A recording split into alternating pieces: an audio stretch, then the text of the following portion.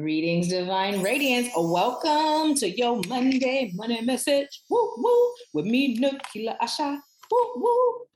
Let's get into it. Are you excited? Because as you can see, I'm excited. I am excited and highly motivated. And literally, this is how we're being called to be. Just enjoy life. Have fun with life. You know what I mean? This is what life is all about. And the better you feel, the better your life is, right? Don't allow anything to get you down, okay?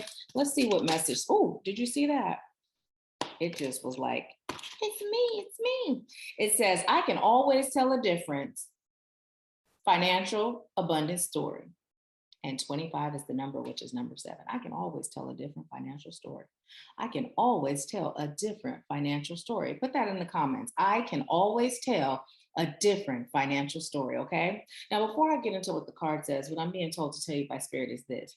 What that means is, and this came up last week, what that means is it doesn't matter what your finances are like right now, right? How would you rather them be, right? And then how are you choosing them to be?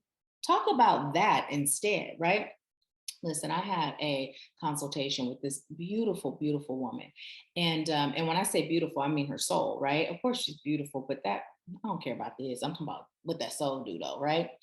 But anyways, when she was talking to me, she was talking to me like her finances were just like through the roof, right?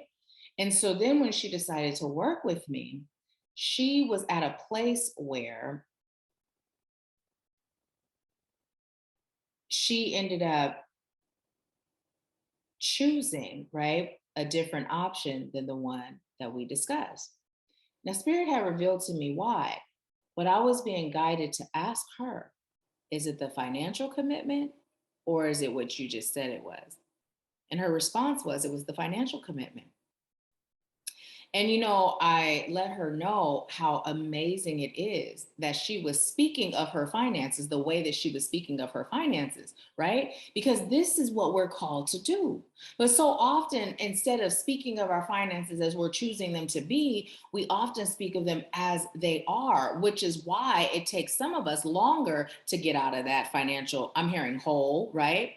Or stagnant energy, right? And others, we move quickly, right? Up, up, up, right? So Spirit is telling you it is so important that you speak of your finances as you're choosing them to be, as if that is already how they are, right? But it says, what anyone else has or does not have has nothing to do with you. The only thing that affects your experience and the way you utilize. Okay, listen, let me start over. Rewind. It says, what anyone else has or does not have has nothing to do with you. The only thing that affects your experience is the way you utilize the non-physical energy with your thought. Your abundance or lack of it in your experience has nothing to do with what anybody else is doing or having. It only has to do with your perspective. It only has to do with your offering of thought.